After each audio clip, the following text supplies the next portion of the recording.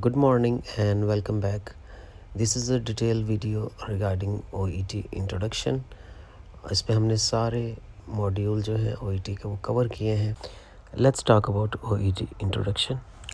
ये भी IELTS की तरह एक इंग्लिश लैंग्वेज टेस्ट है जो बहुत सारी कंट्रीज़ में एक्सेप्टेबल है. और इसमें सबसे अच्छी बात यह है कि जितने भी प्रोफेशन हैं जो हेल्थ से रिलेटेड हैं, लाइक नर्सिंग, डेंटिस्ट्री, मेडिसन, तो ये सारे प्रोफेशन जो है ना इसमें फॉल होते हैं. और अगर कोई हेल्थ प्रोफेशनल है और वो किसी इंग्लिश स्पीकिंग कंट्री एरिया में जाके अपनी प्रैक्टिस को कंटिन्यू करना चाहता है, so they can go for OET. इसमें भी आइल्ट्स की तरह 4 मॉड्यूल हैं: listening, reading, writing and speaking. और ये जो टेस्ट है ये असेस करता है आपकी कम्युनिकेशन स्किल को, आपकी लैंग्वेज स्किल को. So this test also ensures that when you will practice in a English speaking country, you will be providing a very safe and secure information to individuals. अच्छा, ये सारे profession हैं जो OET में enrol हो सकते हैं, जिसमें डेंटिस्ट्री है, डायटीटिक्स है, नर्सिंग है, मेडिसिन है, फार्माकोलॉजी या फार्मेसी है, फिज़ियोथेरेपी है, पॉडिट्री है, रेडियोग्राफर्स हैं, स्पीच एंड लैंग्वेज पैथोलॉजिस्ट हैं और वेटरनरी डॉक्टर हैं. ये सारे जो प्रोफेशंस हैं जो आपको मैंने स्क्रीन पे शो किए हैं, ये इस OET टेस्ट के लिए इनरोल हो सकते हैं. और जितनी भी मेजर स्पीकिंग कंट्रीज़ हैं, जो इंग्लिश स्पीकिंग कंट्रीज़ हैं, वो इसको एक्सेप्ट करती हैं, like UK, US, Canada, Australia, New Zealand. ये सारी कंट्रीज जो ना OET को एक्सेप्ट करती हैं. It was design in 1980s and from 2013 Cambridge Box Hill Language Assessment Trust CBLA holds the right to conduct and assess the exam all over the world with the collaboration of different organizations. Anyway, initially this test was introduced by Professor Tim McNamara. Let's talk about who recognize OET. जैसे मैंने आपको पहले बताया कि different countries हैं, उनके different benchmark हैं, और इसी तरह से जो different registering authority है. So far OET is acceptable in New Zealand, United Kingdom, Ireland, Australia, Dubai, Namibia, Ukraine, Singapore. These are the major countries who are accepting OET. जैसे मैंने आपको पहले बताया कि डिफरेंट ऑर्गेनाइजेशन के डिफरेंट कॉम्पिटेंसी स्टैंडर्ड्स हैं. कुछ कंट्रीज़ में आपका क्लबिंग स्कोर एक्सेप्टेबल है, कुछ कंट्री में उनको वन सिटिंग में एक अप टू उनके एक स्टैंडर्ड तक का स्कोर चाहिए होता है. तो आप काइंडली जिस कंट्री के लिए प्लान कर रहे हैं उनकी वेबसाइट पर जाएं, उनकी रिक्वायरमेंट को देखें, then you can start your process. उसका फ़ायदा ये होगा कि आप मेंटली तौर पे प्रिपेयर होंगे और फुली जो है ना वो अपने आप को तैयार करके अपने टेस्ट के लिए आप जो है ना प्रिपरेशन कर सकेंगे. अच्छा, अभी हम बात करते हैं इस टेस्ट के फॉर्मेट की. जैसे मैंने आपको बताया कि इसके 4 मॉड्यूल हैं: listening, writing, reading and speaking. और इसका सीक्वेंस भी इसी तरह से होता है एग्ज़ाम के अंदर कि सबसे पहले आपको लिसनिंग आता है, उसके बाद आपको रीडिंग मिलता है, फिर राइटिंग, और लास्ट में आपको स्पीकिंग का टेस्ट दिया जाता है. चलिए अभी हम स्टेप बाय स्टेप इसको डिस्कस करते हैं. सबसे जो पहला मॉड्यूल है वो लिसनिंग का होता है.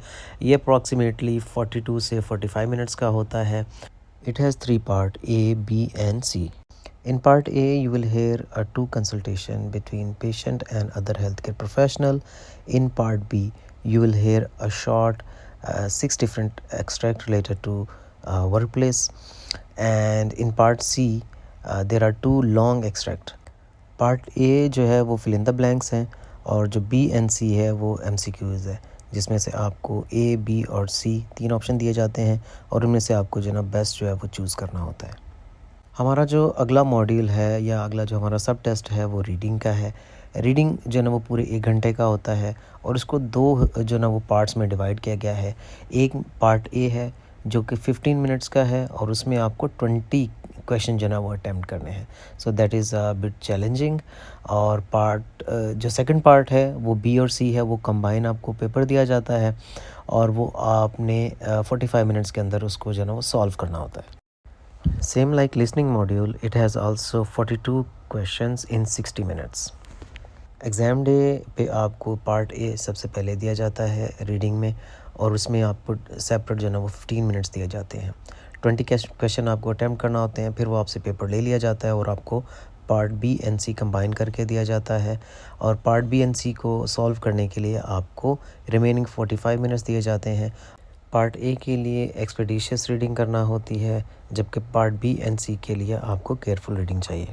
अब हम बात करते हैं जो हमारा थर्ड मॉड्यूल है या सब टेस्ट है, उसको हम कहते हैं writing.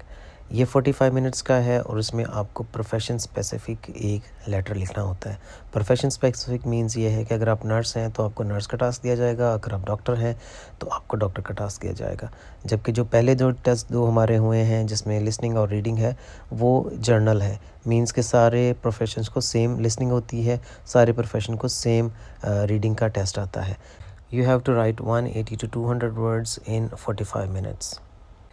Let's talk about speaking. ये हमारा लास्ट मॉड्यूल है जो एग्ज़ाम डे पे आपको डिलीवर होता है और इसके लिए आपको 20 मिनट्स का अराउंड टाइम दिया जाता है, जिसमें कुछ वार्म अप क्वेश्चंस भी होते हैं और इसमें आपको 2 रोल प्ले करना होते हैं। नर्स हैं तो आप नर्स के 2 रोल प्ले करेंगे, ये भी प्रोफेशन स्पेसिफ़िक है।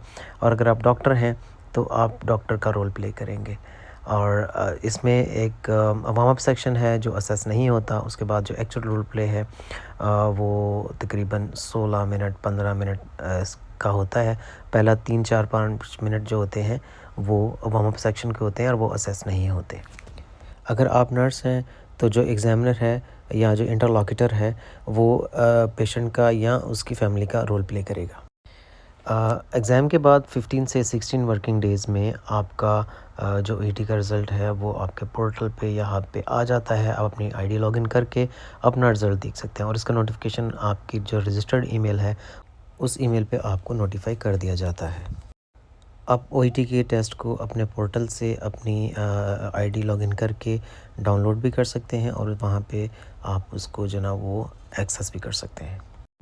राइट, सो जैसे हमने आपको पहले बताया कि इसमें ओवरऑल कोई ग्रेड्स नहीं होते, इसमें सेपरेट जो ना ग्रेड्स होते हैं ईच सब टेस्ट के। मतलब ये कि आइल्स की तरह आपको कंबाइन करके ओवरऑल स्कोर नहीं दिया जाता, बल्कि स्पीकिंग का, रीडिंग का, लिसनिंग का, राइटिंग का, सबका इंडिविजुअल सब टेस्ट का स्कोर आपको डिस्प्ले होता है वहाँ पे। अच्छा, अब हम अगर बात करें इसकी वैलिडिटी की तो same like IELTS it is valid for 2 years. और अगर हम जनरली देखें तो B grade in each of the 4 sub test is acceptable in all of the country which we mention earlier. Majority of the countries are accepting 1 sitting, but बहुत सारी countries ऐसी भी हैं जो आपके क्लबिंग को एक्सेप्ट करती हैं, like UK, New Zealand. But Australia, Canada, Ireland and US they need 1 sitting test. अगर आप ओईटी के लिए प्रिपेयर कर रहे हैं सो आई वुड सजेस्ट कि कुछ सैम्पल टेस्ट ओईटी की ऑफिशियल वेबसाइट पे हैं और आप उनको डाउनलोड करें, उनको पहले प्रैक्टिस करें, so you can have a better understanding about OET actual exam test. वो सैम्पल टेस्ट आप वहाँ से डाउनलोड भी कर सकते हैं, जो कि कंप्यूटर बेस्ड भी है और पेपर बेस्ड भी है, और अपने आप को आप प्रिपेयर कर सकते हैं। आगे हम वीडियो में जो हमारे सब टेस्ट हैं उनके बारे में हम डिटेल से बात करेंगे। और इस वीडियो को हमने एग्ज़ाम सीक्वेंस के अकॉर्डिंग बनाया है, क्योंकि वहाँ पे भी सबसे पहले लिसनिंग है, फिर रीडिंग है, फिर राइटिंग और लास्ट में स्पीकिंग सब टेस्ट आता है। सो जो हमारा स्पीकिंग सब टेस्ट है, जैसे हमने पहले बात की है कि ये सबसे पहला सब टेस्ट है, ये 42 से 45 मिनट्स का अप्रॉक्सीमेटली टेस्ट होगा। और इसमें सबसे अच्छी बात यह है कि इसके लिए हमें कोई टाइम मैनेजमेंट की ज़रूरत नहीं है। आपने जो ऑडियो प्ले होगी बस उसके फ़्लो के साथ आपने चलना होता है। पार्ट ए, बी एंड सी आपने उसके अकॉर्डिंग अटैम्प्ट करने होते हैं। और अगर हम बात करें इसके टेस्ट फॉर्मेट की तो इसको 3 हिस्सों में डिवाइड किया गया, part A, B and C. Part A में 24 क्वेश्चंस हैं जो कि 2 कंसल्टेशन होती हैं पेशेंट और हेल्थ केयर प्रोफेशनल के बीच में, और आपने इसमें से स्पेसिफिक इन्फॉर्मेशन सुन के आपने फिल इन द ब्लैंक्स को, गैप फिल को कंप्लीट करना होता है। पार्ट बी में 6 डिफरेंट ऑडियोज़ आपने सुनना होती हैं और उस ऑडियो को सुन के आपने ए बी सी को चूज़ करना होता है। इसी तरह से जो पार्ट सी है उसमें लॉन्ग एक्सट्रैक्ट होते हैं, मोनोलॉग या डायलॉग हो सकता है। पार्ट ए के लिए आपको डिटेल्स को पिक करना होता है और फिल इन द ब्लैंक्स में आपने पुट करनी होती इन्फॉर्मेशन। पार्ट बी में और सी में आपने जिस्ट, पर्पस, डिटेल या ओपिनियन या एटीट्यूड क्या है, उस बात सारी का मतलब क्या है, वो आपने पिक करना होता है। पार्ट ए में 24 गैप्स होते हैं, यानी कि फिल इन द ब्लैंक्स होती हैं। पार्ट बी में जैसे मैंने आपको पहले बताया कि वो 6 क्वेश्चंस होते हैं टोटल, और उसमें से आपको ए, बी और सी चूज़ करना होता है। और पार्ट सी में मतलब 2 एक्सट्रैक्ट हैं, तो हर एक्सट्रैक्ट के 6 क्वेश्चंस होते हैं। लिसनिंग पार्ट ए में यूजुअली जो कंसल्टेशन है वो इनिशियल हो सकती है या कोई रेफरल कंसल्टेशन हो सकती है। For example consultation between a doctor and a physiotherapist. इसके लिए आपने प्रिपेयर होना है कि आपको जो टीवी शोज़ हैं वो सुन के या कंसल्टेशन नेटवर्क जो जर्नल हो रही होती हैं उसमें जो स्पेसिफिक इन्फॉर्मेशन होती है उसको आपने ग्रैब करना होता है, और वो इन्फॉर्मेशन आपने फिल इन द ब्लैंक्स में पुट करनी है। और लिसनिंग पार्ट बी में जो कम्युनिकेशन होगी या जो डिस्कशन होगी वो 2 पर्सन के बीच में होगी। वो कोई ब्रीफिंग हो सकती है, कोई ट्रेनिंग हो सकती है, हैंड्स ओवर या जनरल डिस्कशन हो सकती है। कोई न्यू चीज़ इंट्रोड्यूस आई है, कोई कंप्लेन हुई है वर्क प्लेस पे, तो 2 पर्सन जो है ना वो कम्युनिकेट कर रहे होंगे। So basically you have to understand the gist और the purpose of this discussion, कि वो दोनों किस पर्पस के लिए बात कर रहे हैं। What is the purpose, what is the gist of this, what is the idea of this communication. अगर हम बात करें लिसनिंग पार्ट सी की, तो उसमें जो लॉन्ग एक्सट्रैक्ट्स होंगे, जो लॉन्ग ऑडियो जो डिफरेंट चलेंगी, वो उसमें हेल्थ केयर टॉपिक कोई भी होगा, उसमें कोई प्रेजेंटेशन हो सकती है, कोई इंटरव्यू हो सकता है, और ये जो डिस्कशन होंगी एक मोनोलॉग होगा इसमें और एक इसमें डायलॉग होगा। आप इसके लिए जो है ना वो टेड टॉक को या पॉडकास्ट को सुन के या इन सर्विस जो ट्रेनिंग इवेंट्स होते हैं उसको सुन के आप अपने आप को जो है ना वो प्रिपेयर कर सकते हैं। लिसनिंग पार्ट सी की इम्पोर्टेंट बात ये है कि ये पार्ट बी की तरह ऑडियो बीच में स्टॉप नहीं होगी for each question. So it is very important कि आप एग्ज़ाम से पहले वैरायटी ऑफ टेस्ट को अटेम्प्ट करें, लेंथी लिसनिंग को वो जो ना वो सुने। इसके लिए कोई डिक्शनरी हेल्पफुल नहीं होगी, बल्कि जो मेडिकल की जो वोकैब है वो ज़्यादा बेनिफिशियल होगी। ड्यूरिंग लिसनिंग पार्ट ए आपने जो सुनना है सेम एज़ इट इज़ आपने उसको राइट डाउन करना होता है फिल इन द ब्लैंक्स में, ठीक है।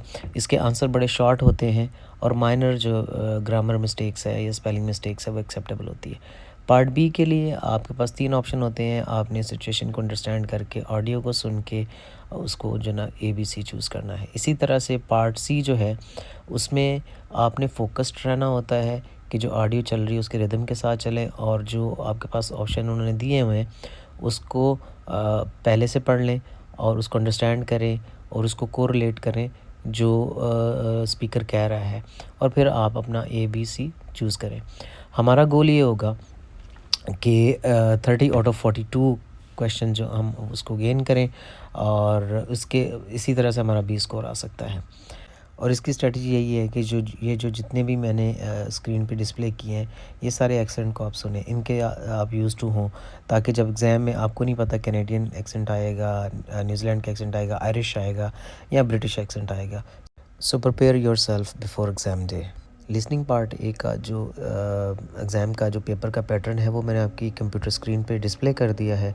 इसमें आप देख सकते हैं कि प्रेजेंटिंग कंप्लेन है या प्रेजेंटिंग सिम्टम्स है, और वो कुछ जो ना वर्ड्स मिसिंग है, वो वर्ड्स आपने उस ऑडियो में से सुनने हैं, और जैसे सुनेंगे वैसे आपने सेम वहाँ पे आपने पेस्ट करना है। और ये जो कंसल्टेशन है ये किसी doctor, dentist, physiotherapist, pharmacist, nurse, radiographer, optometrist किसी के साथ भी पेशेंट की हो सकती है।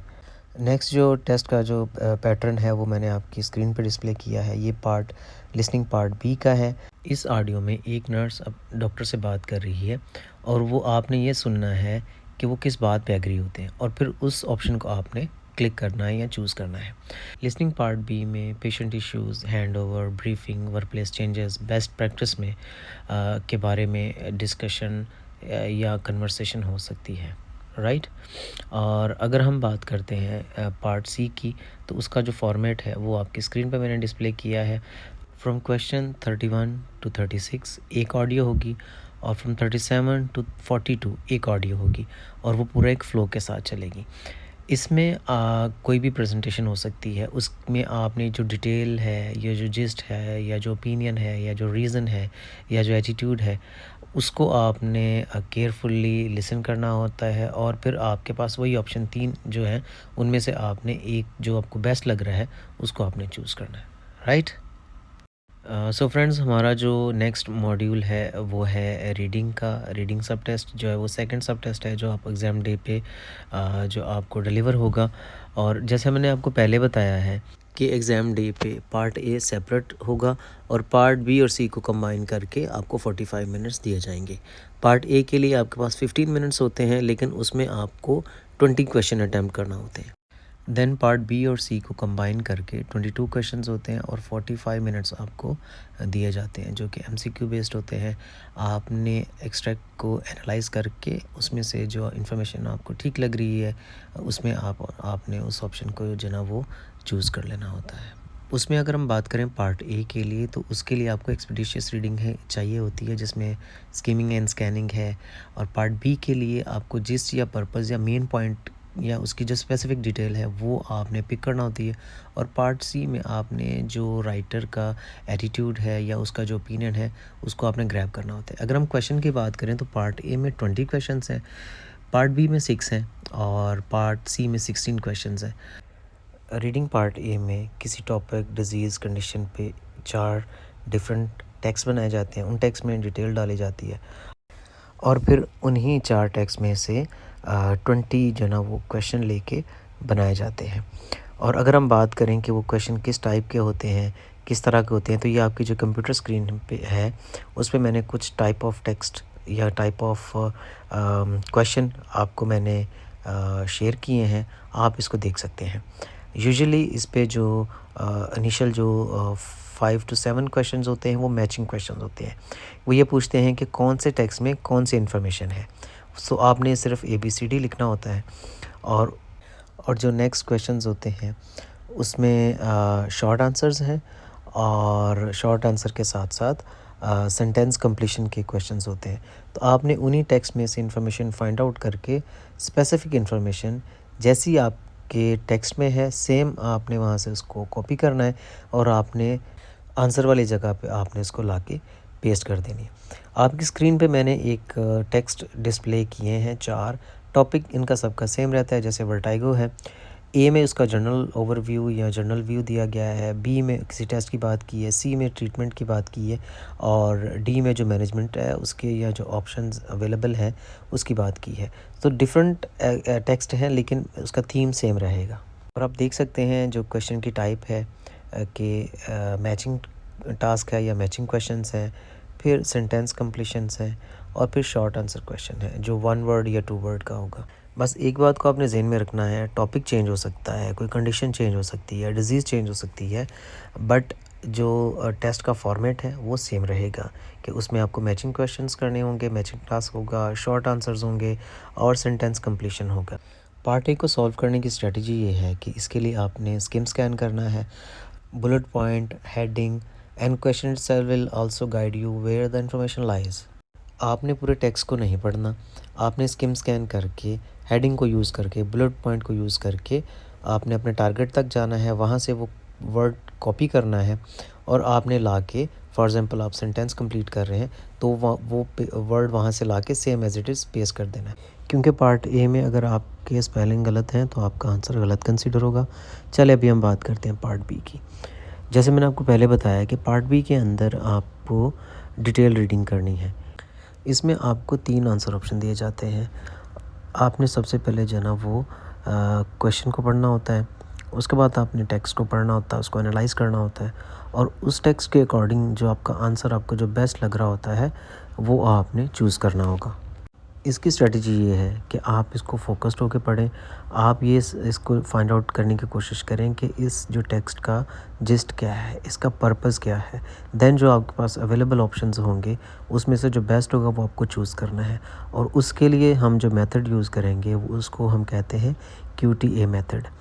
QTA मेथड होता है कि आपने पहले क्वेश्चन पढ़ना है, फिर आपने टेक्स्ट पे जाना है और लास्ट में आपने जो आपके पास आंसर ऑप्शन है उसको आपने उस एलिमिनेट करके जो बेस्ट आंसर उसको आपने चूज़ करना है।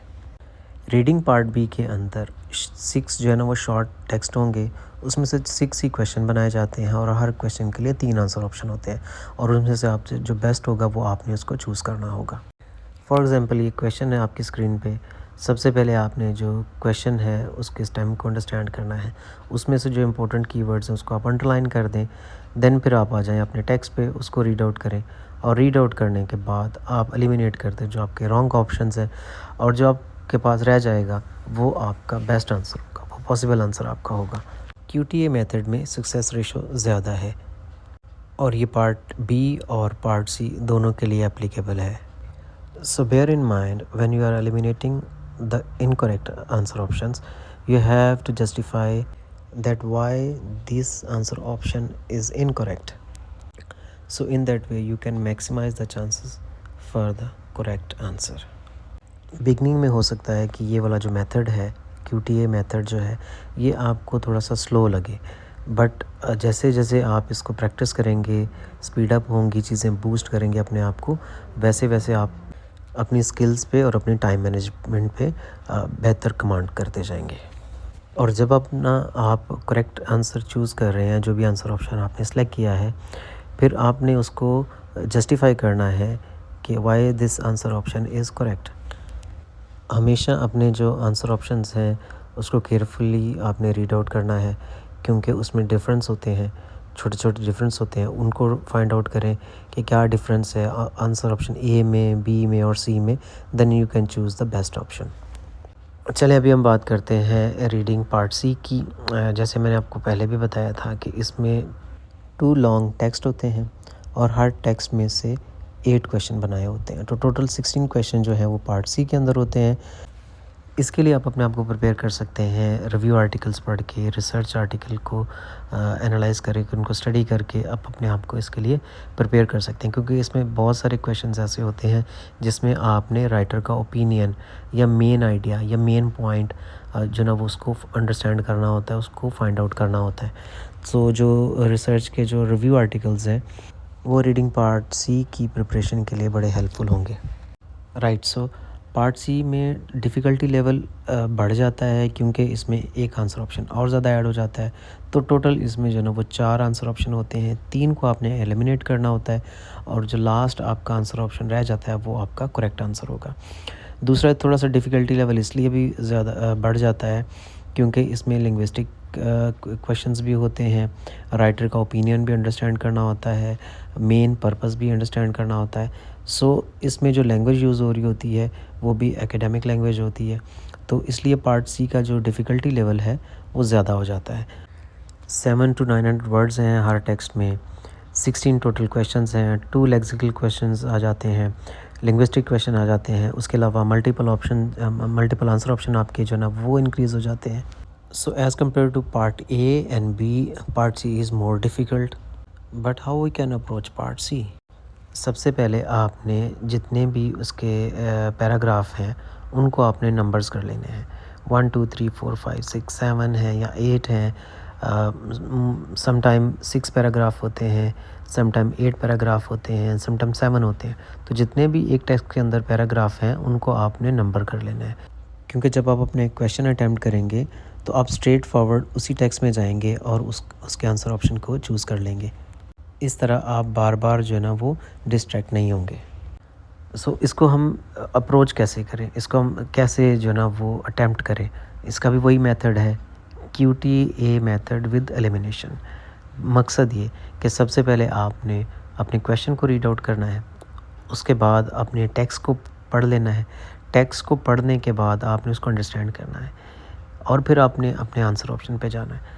जो आपके रॉन्ग आंसर ऑप्शन है या जो इनकरेक्ट आंसर ऑप्शन है उनको आप एलिमिनेट करते जाएं और फिर उसके बाद जो आपके पास आंसर बच जाए, जो लास्ट में रह जाए, वो आपका मोस्ट लाइकली करेक्ट आंसर होगा। जैसे मैंने आपको पहले बताया कि बिगनिंग में ये थोड़ा डिफ़िकल्ट लगेगा आपको, आपकी स्पीड हो सकता है स्लो हो, बट ये बहुत रिलायबल है और बड़ा इफ़ेक्टिव है। आई वुड सजेस्ट कि आप डेली जो एकेडमिक लैंग्वेज के जो टेक्स्ट हैं, जो लॉन्गर टेक्स्ट हैं, उनको आप पढ़ना शुरू करें, because this strategy is very beneficial. Okay, so part A की डिफरेंट स्ट्रेटजी है। जैसे मैंने आपको बताया कि इसमें स्किम एंड स्कैन करना है, एक ग्लैंस कर लें, एक पूरे टेक्स्ट को, जितने भी 4 टेक्स्ट हैं उनके डिफरेंट जो कीवर्ड्स हैं उनको फाइंड आउट कर लें, हेडिंग को, सब हेडिंग को, जो बुलेट पॉइंट्स हैं उनको नोट डाउन कर लें। डेली स्पीड रीडिंग करें और अपना एक अलार्म सेट कर लें 15 मिनट्स का, और क्वेश्चन को अटैम्प्ट करें और try to finish it within time window. और मोस्ट इम्पॉर्टेंट बात यही है कि आपने same as it is word वहाँ से कॉपी करना है और वहाँ पे आपने पेस्ट करना है। बाकी पार्ट बी और पार्ट सी की जो स्ट्रेटजीज़ है वो ऑलमोस्ट सेम है। उसका मैंने आपको बता दिया कि QTA मेथड यूज़ करें, try to eliminate the incorrect answer option, और जो आपके पास एक आंसर लास्ट में जो रह जाएगा वो मोस्ट लाइकली आपका करेक्ट आंसर होगा। शुरू में इसमें स्पीड थोड़ी सी कम होती है, स्लो लगता है, बट आहिस्ता आहिस्ता जैसे आप इसको प्रैक्टिस करते हैं वैसे वैसे आपकी स्पीड जो है ना इंक्रीज़ होती जाती है। अपनी डेली हैबिट बनाएं कि लॉन्गर टेक्स्ट को आपने पढ़ना है, एकेडमिक लैंग्वेज को, एकेडमिक इंग्लिश को आपने पढ़ना है, जो रिसर्च आर्टिकल्स हैं उनको आपने पढ़ना है। और जब आप डेली पढ़ रहे हैं तो उसमें कुछ वोकेबलरी ऐसी होगी जो आपके लिए नई होगी, उसके लिए आपने एक वोकेबलरी की लिस्ट बना लेनी है और फिर रोज़ाना उस वोकैब को आपने रिवाइज़ करना है। क्योंकि जितना आप अच्छे तरीके से टेक्स्ट को समझ सकेंगे, पैराग्राफ को समझ सकेंगे, उतना अच्छे से आप अपना आंसर ऑप्शन चूज़ कर सकते हैं। रीडिंग पार्ट ए के लिए टाइम मैनेजमेंट बहुत इंपॉर्टेंट है, और रीडिंग पार्ट सी के लिए आपको वैरायटी ऑफ टेक्स्ट को अंडरस्टैंड करना बहुत इंपॉर्टेंट है। ऑल राइट जी, जो हमारा सेकंड लास्ट मॉड्यूल है, सब टेस्ट है, वो है OET राइटिंग, जो कि प्रोफेशन स्पेसिफिक होता है। इसका मतलब ये है कि अगर आप नर्स हैं तो आपको नर्स का टास्क दिया जाएगा, आपने एक लेटर लिखना होगा जो 180 से लेके 200 वर्ड्स तक होगा। अगर आप डॉक्टर हैं तो आपको एक डॉक्टर का टास्क दिया जाएगा और आपने किसी न किसी हेल्थ प्रोफेशनल को एक लेटर लिखना होगा रिगार्डिंग योर पेशेंट। अगर हम बात करें इसमें टेस्ट के फॉर्मेट की, तो आपने एक लेटर लिखना होता है जो 180 से 200 वर्ड का है, और उसके लिए आपको टोटल 45 मिनट्स दिए जाते हैं, जिसमें से जो पहले 5 मिनट होते हैं वो रीडिंग टाइम होता है। So bear in mind, during reading time, you are not allowed to write anything on the paper. So it is very important to use your 5 minutes very effectively in order to get a desired score. So during this 5 minutes of reading time, read the case notes and task efficiently to plan a better letter. So अगर हम बात करें scoring की या assessment criteria की, तो ये 6 component हैं जिसके अगेंस्ट आपका लेटर असेस होता है।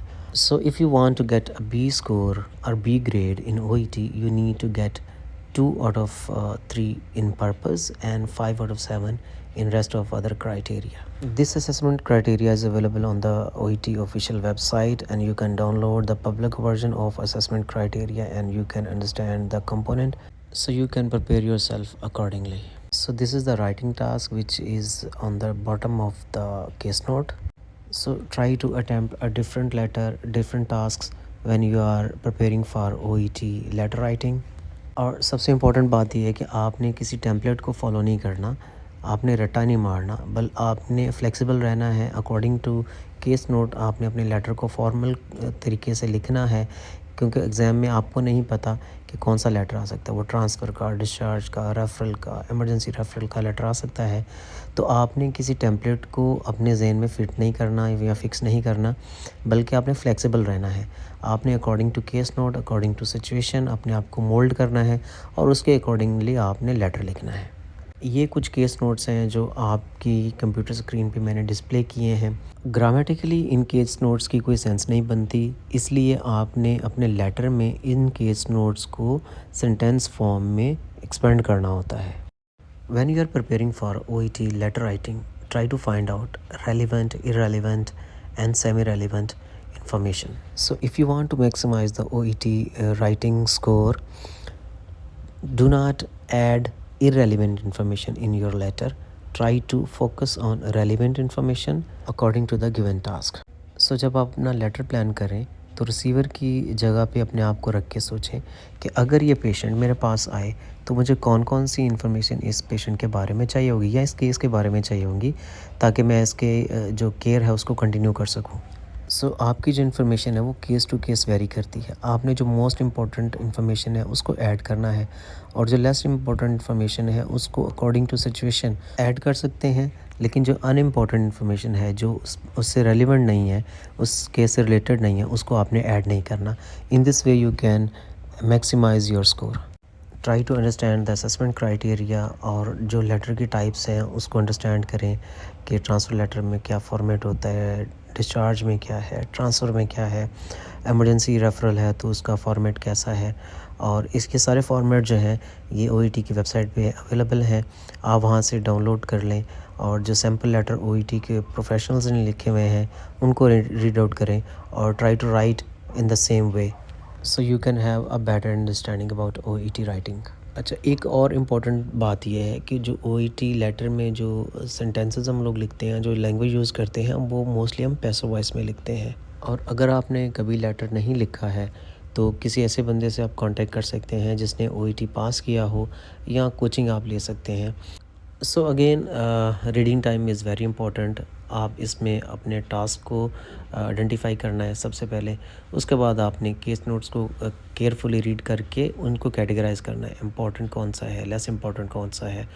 And please don't forget the reader, always write the letter according to the reader. क्योंकि अगर रीडर पेशेंट को पहले से जानता है, द केस इज़ नोन, तो आप बहुत सारी जो इन्फॉर्मेशन है वो ऐड नहीं करेंगे, जैसे सोशल हिस्ट्री है, पास्ट मेडिकल हिस्ट्री है। और अगर रीडर न्यू है पेशेंट का तो बहुत सारी चीज़ें हमने उसमें ऐड ऑन करनी होंगी। चलें अभी हम थोड़ी सी बात कर लेते हैं असेसमेंट क्राइटेरिया पे, क्योंकि इसको अंडरस्टैंड करना बहुत ही ज़रूरी है। जब आप इसको अच्छे से अंडरस्टैंड कर लेंगे then only you can get a better score. आप इसका स्क्रीनशॉट भी ले सकते हैं, और आप इसको ऑफिशियल ओईटी की वेबसाइट से भी डाउनलोड कर सकते हैं।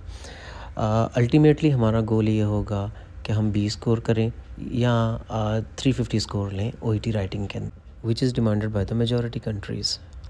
वीडियो के अगले हिस्से में हम कोशिश करेंगे कि जितने भी जो असेसमेंट के क्राइटेरिया के जो कंपोनेंट हैं उनके बारे में थोड़ा सा आपको एक्सप्लेन करें, ताकि आपकी बेटर अंडरस्टैंडिंग हो।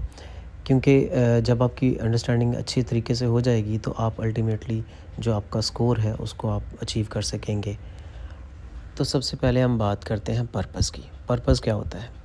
जैसे आप लेटर लिखना शुरू करते हैं, जो फर्स्ट इंट्रोडक्टरी पैराग्राफ होता है उसको हम पर्पस कहते हैं। जो पर्पस है वो इंडिकेट करता है the reason of the letter, why I am writing this letter, और किस पेशेंट के बारे में लिख रहा हूँ, and what is my expectation from the reader, why I am sending this patient to the next health care professional. जो next assessment criteria या कंपोनेंट है वो है कंटेंट। कंटेंट प्रेजेंट करता है आपकी इन्फॉर्मेशन को जो आपने केस नोट से ली है और अपने लेटर में ऐड की है। You need to understand when you are writing a letter, try to obsolete less important और unimportant information, and try to add the most important information according to the letter. Content से हमें पता चलता है कि आपके जो इन्फॉर्मेशन है अकॉर्डिंग टू केस नोट वो एक्यूरेटली प्रेजेंट होती है या नहीं। Try to keep in mind that content is a very important component of assessment criteria. अगर आपने लेटर के according relevant and important information add की है, so definitely you will get a high score. आगे हम बात करते हैं कंसाइजनेस एंड क्लैरिटी की। ये हमें बताती हैं कि आपने जो इन्फॉर्मेशन प्रेजेंट की हैं क्या वो अफेक्टिवली समराइज़ की हैं या नहीं की, कहाँ पे केस नोट को एक्सपेंड किया है, कहाँ पे आपने उनको कंसाइज करके लिखा है, आपने जो केस नोट के अंदर जो इन्फॉर्मेशन थी उसको अफेक्टिवली प्रेजेंट किया है या नहीं किया। ये जो आपकी कंप्यूटर स्क्रीन पे ब्लैक में इंफॉर्मेशन है वो केस नोट है, और नीचे उन केस नोट को एक्सपेंड किया है। आप देख सकते हैं कि कितनी कंसाइजनेस है इसके अंदर और कितनी क्लैरिटी है। अगर हम बात करें जॉनरा और स्टाइल की, तो आपने अपने लेटर के अंदर बिल्कुल क्लिनिकल और फैक्चुअल और एक्चुअल इन्फॉर्मेशन आपने ऐड करनी है। अपनी मर्ज़ी से कोई भी चीज़ आपने ऐड नहीं करनी। और अगर हम बात करें ऑर्गेनाइजेशन एंड लेआउट की, तो इसका मतलब ये है कि आपने जो लेटर लिखा है उसको प्रेजेंट किस तरह से किया है। आपने जो प्रॉपर जो फॉर्मेट एक फॉर्मल लेटर का है उसको आपने फॉलो किया या नहीं किया। आपकी जो इन्फॉर्मेशन है वो अप्रोप्रिएट है या नहीं, लॉजिकल और क्लियर है या नहीं।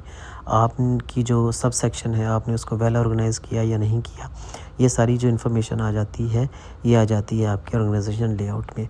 लास्ट में हम बात करेंगे लैंग्वेज की। The assessor will see either the overall meaning is clear और not, is your vocabulary precisely used और नॉट, और आपकी जो ग्रामर है वो एक्यूरेट है कि नहीं है, आपका जो सेंटेंस का स्ट्रक्चर है वो एक्यूरेट है या नहीं है, और स्पेलिंग की मिस्टेक्स तो नहीं है, स्पेलिंग एक्यूरेटली यूज़ हुए हैं या नहीं, आपने जो पंक्चुएशन है वो एक्यूरेट जगह पे यूज़ की है या नहीं की। तो ये सारे जो कंपोनेंट हैं ये सारे लैंग्वेज के अंदर आ जाएंगे। So when you are doing practice for OET writing, please keep all these component in your mind so you can get a better score in OET writing. क्योंकि अगर आपका पर्पस बिल्कुल क्लियर है और आपने इंट्रोडक्टरी पैराग्राफ में अपना purpose बिल्कुल क्लियर बता दिया, अगर आपने कंटेंट बहुत अच्छे से क्लियर लिखा है, एक्यूरेटली लिखा है अकॉर्डिंग टू रीडर, अगर आपने लेटर को बहुत अच्छा कंसाइज करके क्लैरिटी शो की है, अननेसेसरी इन्फॉर्मेशन को आपने इसमें से ऑब्सलीट कर दिया या ओमिट कर दिया है, और आपने इम्पोर्टेंट इन्फॉर्मेशन को इसमें से मिस नहीं किया, you presented a professional genre style of the letter which is the demand of the OET. आपने जो एब्रीविएशन यूज़ की हैं, जो टोन रखी है वो बिल्कुल फॉर्मल है, आपने जो उसका लेआउट या उसकी जो ऑर्गेनाइजेशन है वो अकॉर्डिंग टू क्राइटेरिया रखी है, तो आपका स्कोर हाई होगा। इसी तरह से जो आपने इसमें लैंग्वेज यूज़ की है, उसमें स्पेलिंग मिस्टेक, उसकी ग्रामर, उसकी vocab according to assessment criteria है, so definitely you will get a better score. अच्छा, ये जो आपको स्क्रीन पे नज़र आ रहा है ये एक फॉर्मल लेटर है, और ये इसका पैटर्न है, कंप्लीट पैटर्न या फॉर्मेट जिसको हम कह सकते हैं, वो ये होता है। और इसमें जो येलो मैंने हाईलाइट किया हुआ है बॉक्स के अंदर जो इन्फॉर्मेशन है, this is called body of the letter. So सबसे ऊपर आप देख सकते हैं डेट लिखनी है, उसके ऊपर एड्रेस है, फिर RE रेफरेंस लाइन या रिगार्डिंग लाइन बोलते हैं, पर्पस उसके फ़ौरन बाद है, फिर पर्पस को एक्सपेंड करना होता है जिसको हम कह सकते हैं डिटेल पैराग्राफ, उसके बाद वाला पैराग्राफ 2 होते हैं, और लास्ट वाला जो है वो रिक्वेस्टिंग पैराग्राफ है। उसके बाद आपने अपने लेटर को साइन ऑफ करना होता है। So this is an example of OET letter format. Now we will talk about OET speaking subtest which is the last subtest on exam day. OET speaking भी प्रोफेशन स्पेसिफिक है, मतलब ये कि अगर आप नर्स हैं तो आपको नर्स का रोल प्ले दिया जाएगा, और अगर आप डॉक्टर हैं तो आप डॉक्टर का रोल प्ले करेंगे, और जो इंटरलॉकिटर है या जिसको हम एग्जामिनर कहेंगे वो पेशेंट का या उसके केयरर का रोल प्ले करेगा। इसमें टोटल 20 मिनट्स का अप्रॉक्सीमेटली टाइम होता है, जिसमें से पहले 3 से 4 मिनट जो है ना वो वार्म अप सेक्शन है जो कि असेस नहीं होता। उसके बाद आपको 2 रोल प्ले करने होते हैं, जिसमें से हर रोल प्ले के लिए आपको 2 से 3 मिनट का टाइम दिया जाएगा, और 5 मिनट तक आपने अपने पेशेंट के साथ डिस्कशन करनी होती है, उसको काउंसल करना होता है, उससे इन्फॉर्मेशन लेना होती है, उसको इन्फॉर्मेशन देना होती है। So this is a two way communication. आपकी कंप्यूटर स्क्रीन पे OET speaking role play card जो है वो मैंने डिस्प्ले किया है। आप देख सकते हैं इसमें कि इसमें आपको 3 मिनट का प्रिपरेशन टाइम मिलेगा। उन 3 मिनट के जो प्रिपरेशन टाइम है उसके अंदर आप उसको रीड आउट कर सकते हैं, आप उस पे लिख सकते हैं। अगर आप लिखना चाहें, अगर आपको कोई वर्ड समझ नहीं आ रहा तो आप पूछ सकते हैं, आप अपना प्लान बना सकते हैं कि मुझे रोल प्ले कैसे ओपन करना है, कैसे अपने आप को इंट्रोड्यूस करना है, कौन कौन से क्वेश्चन मैं पूछूंगा या पूछूंगी, किस तरह की लैंग्वेज रखनी है, क्या मुझे टोन रखनी है, पेशेंट कैसा है, उसकी बैकग्राउंड क्या है, ये सारी इन्फॉर्मेशन आपको रोल प्ले कार्ड पे मिल जाएंगी, और आपने इसके लिए अपने आप को प्रिपेयर करना होगा। आपके रोल प्ले पे 3 बहुत इंपॉर्टेंट चीज़ें हैं। एक सेटिंग जो ये बताती है कि ये डिस्कशन कहाँ पे होगी, फिर पेशेंट की बैकग्राउंड इन्फॉर्मेशन, और जो टास्क है कि कौन कौन सी पॉइंट्स आपने जो ना कवर करने हैं अपनी इस डिस्कशन के या अपनी इस कन्वर्सेशन के दौरान। So during the preparation time you need to understand who are you, who is the patient and what is the reason of this consultation. अगर आप ये तीनों चीज़ें समझ गए अच्छे तरीके से तो आप रोल प्ले के दौरान अच्छे से परफॉर्म कर सकते हैं। एक और बहुत इम्पॉर्टेंट बात यह है कि अगर प्रिपरेशन टाइम के दौरान अगर आप उस रोल प्ले पे लिखना चाहते हैं तो आप कंप्लीट सेंटेंसेस भी लिख सकते हैं। इंटरलॉक्टर आपको रिफ्यूज़ नहीं करेगा, वो आपको मना नहीं कर सकता। ड्यूरिंग योर प्रिपरेशन टाइम आप इंटरलॉक्टर से उसका नाम पूछ सकते हैं। अगर कोई वर्ड ऐसा है, वो कैब ऐसी है जो आपको अच्छे से बोलना नहीं आती, वो आप पूछ सकते हैं, उसका मीनिंग पूछ सकते हैं।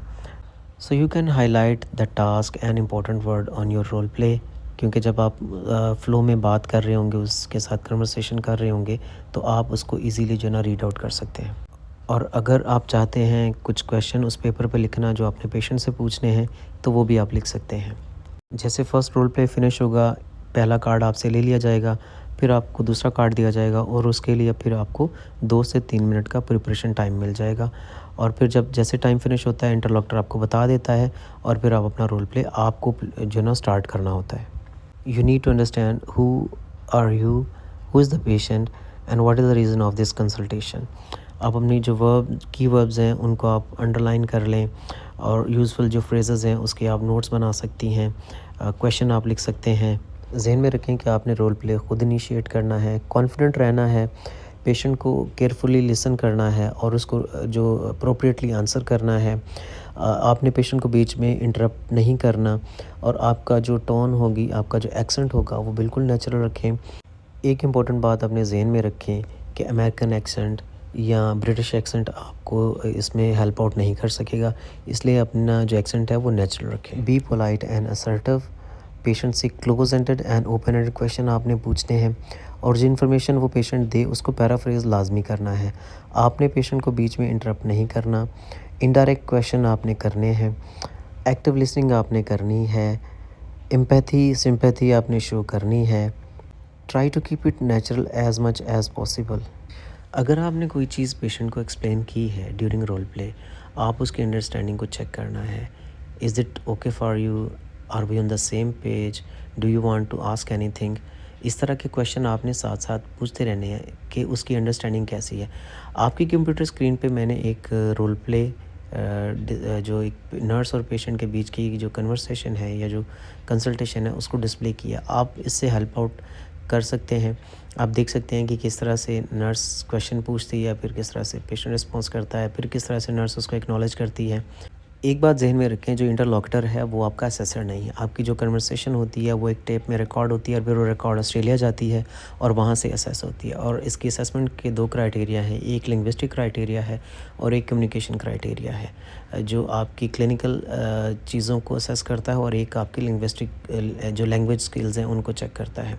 ये दोनों मैंने आपकी स्क्रीन पे डिस्प्ले कर दिए हैं और ये ऑफिशियल ओईटी की वेबसाइट पे भी मौजूद हैं, आप वहाँ से भी डाउनलोड कर सकते हैं और अपने आप को इस असेसमेंट क्राइटेरिया के अकॉर्डिंग प्रिपेयर करें। Thank you so much. In the last I would appreciate all of you और आप हमें इसी तरह से सपोर्ट करते रहें, प्यार करते रहें। आप हमारी वीडियो को शेयर कर सकते हैं और प्लीज़ इसको ज़रूर लाइक करें और हमारे चैनल को सब्सक्राइब करें। नेक्स्ट वीडियो में हम बात करेंगे कि हमने जो स्ट्रेटजीज़ डिस्कस की हैं उनको हम अप्लाई कैसे कर सकते हैं। Thank you so much.